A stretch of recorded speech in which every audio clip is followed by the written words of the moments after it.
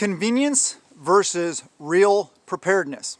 Hey everybody, this is Michael with Asymmetrical Preparedness, and that's what we're going to talk about today. A lot of people prep conveniently. Just order stuff on Amazon, have stockpile of stuff, which is good. It's all stuff you need, all stuff that you should have, food, water, all those kind of things. But people, I think, tend to get caught up on the convenience. It's easy to do that. It's not easy, however, to get out and do things. It's not as easy to get out in the bad weather, in the cold, and build new raised beds, to build a chicken coop, to improve your chicken coop, take care of stuff like that, to go out and ruck if it's pouring down rain, to learn new skills, to go out and forage and identifying wild plants and edibles, medicinals, stuff like that, in all seasons. Dig under the snow. What can you find? Well, that's not easy. I think a lot of people, like I said, prep out of convenience. They just want to order stuff from Amazon from the comfort and warmth of their home, their couch, their whatever. That's fine. Please do that. But also please learn things. Get hands-on. Do things. Test that gear that you get. Buy good quality gear. That's important. Junk will not serve you well when your life is on the line. If it fails, you have a lower chance of survival. Good quality gear, skills, real skills. Be learning real skills, please. Bushcrafting skills, foraging skills, hunting skills, gardening, raising animals, animal husbandry, those kind of things. Canning, freeze drying, dehydrating, solar ovens, building rocket stoves, how to start fires via a bunch of different methods, how to improvise shelters. Blah. Okay, yeah.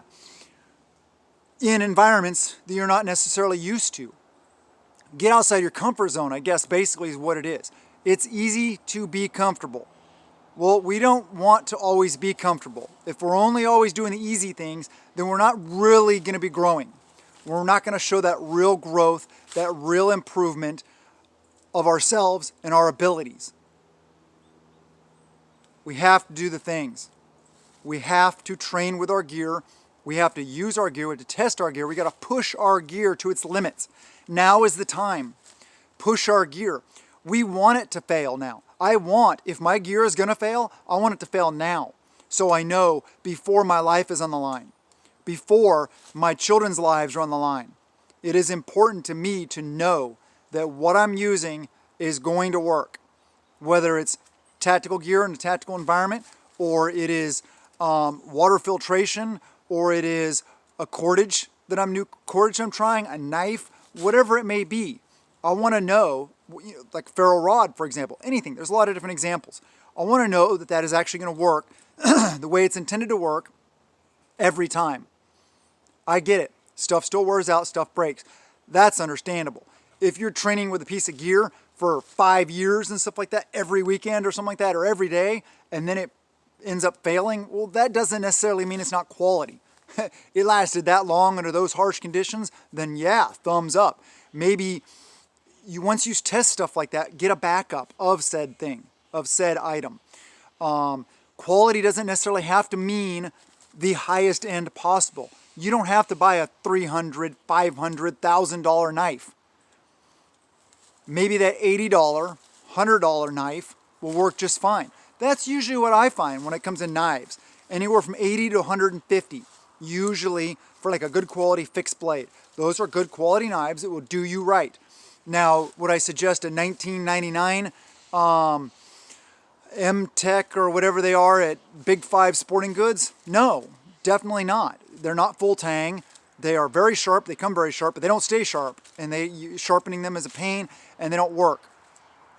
I don't want that when my life is on the line. I want a good quality Tops, Essie, something like that. But good quality gear. Get out and use it, train with it, and get outside your comfort zone. Don't just prep at a convenience. Prep at a peace of mind, but also prep out of pushing yourself. Push the limits. Always be trying to improve yourself. Always be pushing for that growth. If we're not growing, if we're not moving forward, if we're not improving, then we're stagnant. And if we're stagnant, then we're going to actually start degrading. Just like skills, tactical skills, training, those kind of things. Those are highly perishable skills. If you're not training on them on a regular basis, they're going to degrade quickly. Will you still know how to do the basics at a basic level? Sure. But if you are not constantly pushing yourself, learning stuff, if you're not always going out and foraging, doing all these different variety of things, those skills will start to diminish. And we can't have that. Now is the easy time. Now is the time where we don't have to, our lives are not dependent on these skills. Oh, here's some black huckleberry leaves that my little one gave me. Thank you, baby. You knew those were black huckleberries, didn't you? Because we go out and go foraging and identifying wild edibles. My 5-year-old here knows black huckleberry, red huckleberry, salal, Oregon grape. I think she knows thimbleberry now. She knows sword fern. She knows maple. She knows a lot of different things at 5 years old. She's amazing. Do things like that. Train your kids. Learn together. Grow together.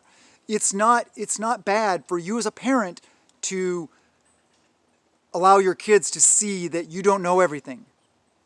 Learn with them. Say, hey, let's take on this skill set together, and let's learn together. Let's learn all these things. It's important because even at 5, she can be a valuable asset. Seriously. I mean, of course, she's 5, but there's a lot of things that she can do.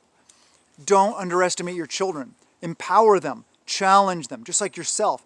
And challenge yourself to always be bettering yourself, to always be moving forward. Like I said, you don't want to be stagnant. Now is the easy time, people. Now is the time where we can do all this stuff. Now is the time where our lives are not dependent upon it. Please, take this seriously. Prep at a convenience. Order the stuff you need to get. Sure. Make sure you read the reviews. Get good quality stuff. Speaking of that, if you want good quality stuff, check out my Amazon storefront. Links in the description below. As far as I know, everything in there should, unless the items get substituted or something like that, everything in there should be items that I have used, I know, I trust, or I know good people that have used those items and I can speak to them. So everything in there should be good quality stuff. Please, if you order something on there, and let me know if it's not good quality stuff. I'll yank it off there faster than you can say yank. Anyway, yeah, good stuff. Get good quality stuff. What else is important? Physical condition. People don't like to hear that because it's not easy. It's not easy getting into fitness. It's not easy to change your diet to eat right. I get it. Little changes at a time. Start eliminating the processed foods. Start exercising, moving your body, making it fun, functional fitness. You don't have to go to the gym and throw around a bunch of heavy weights. If you like that, go for it. But get on the treadmill. Go for a walk. I'll tell you what, the ground and outside is always there. You can always do push-ups on the ground. You can always do crunches. You can always do lunges. You can always do squats. You can always do a lot of these things. You can find something to do pull-ups on. You can find something to do dips on, bench dips on your couch. You can do flutter kicks. You can always do. There's so many different things you can always do. You can always walk. You can always run. If you don't have physical condition limiting you to certain things, well, then work around it. Fitness is key. It gives you the ability to be functional and to have the abilities to do all these other things, like go out here in the woods, to ruck, to carry weight, to carry jugs of water to and from the river or the stream or something like that after you properly purify them, or bringing them home so that you can properly purify them and clean them and filter them, whatever. Anyway, please be doing these things. Oh, she wants me to show you her pink scissors that... Oh, she wants me to put them in her pocket, but these are her pink scissors to go around cutting examples of different flora and fauna and different things for me. Anyway, I love you, baby. Love you. Do it, people. Be serious about it. I love you guys. Thank you for being here. Thank you for your support. I thank you for everything you do. Check out all the links in the description below. There's a lot of good things. Ready Hour Foods from My Patriot Supply via my website that they put up for me, preparewithap.com. Another thing is, there's maybe a little hint that A website may be coming. Yes, we're working on that. I'm just not very technologically savvy, so it may take me a little bit. But anyway, I love you guys. Thank you for being here. I really appreciate your support. Appreciate you guys being real, doing the real things, and real preparedness, not just when it's easy.